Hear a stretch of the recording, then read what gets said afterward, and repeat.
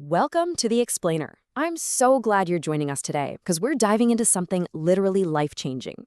Recently, the Got Mortgages Cares Foundation stood in an art gallery in Rahway, New Jersey. Picture this, a room absolutely packed with young, eager minds from the Rahway ROTC and JAG, Jobs for America's Graduates.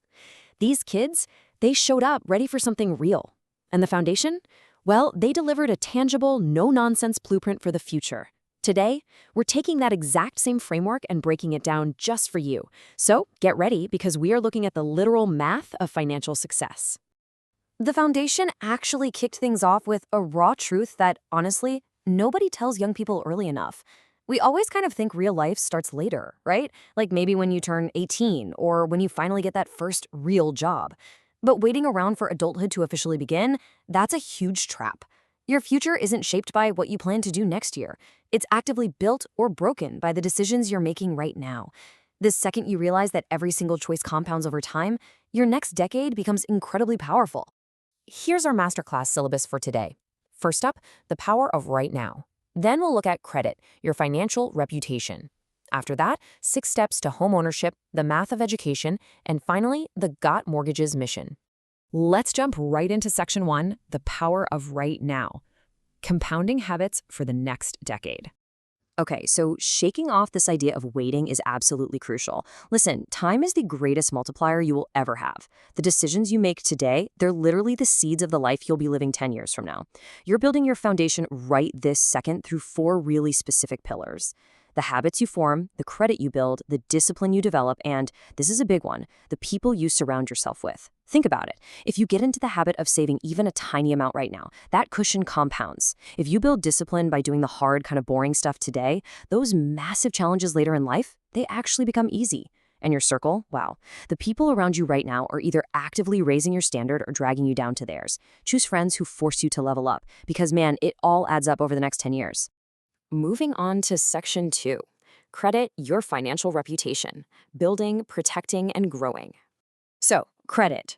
This is a foundational concept that, frankly, a lot of adults still don't fully get.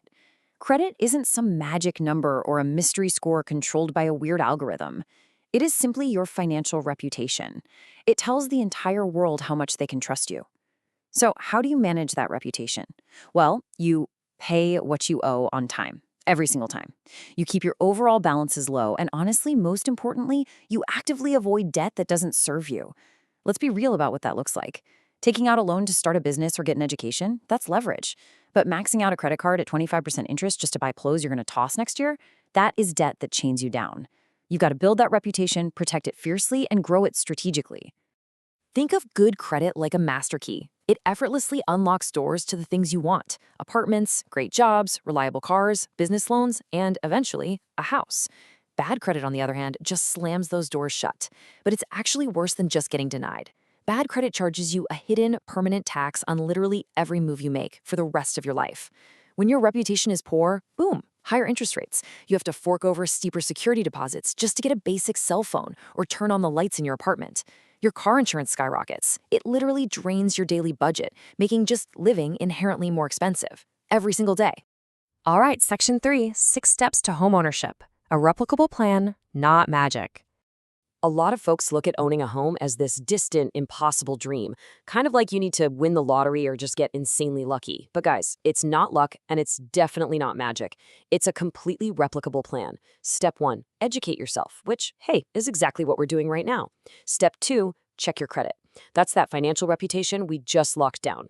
Step 3 is save and budget, putting your discipline into action. Step 4, get pre-approved by a lender so you know your actual buying power. Step 5, go out and find your home. And step 6, close and celebrate. And yes, celebrating is an official, mandatory part of the process. The Got Mortgages team stressed to those students that every single person in that room can absolutely run this exact system as long as they start prepping for it right now. Which brings us to section 4, the math of education, statistics over motivation. We hear a ton of motivational quotes about staying in school, right? But the foundation didn't bring fluff to these kids. They brought hard data, because motivation fades, but statistics, they stick around. I want you to just let this staggering number sink in for a second. $1.2 million. That is the lifetime earnings gap between a high school dropout and a college graduate.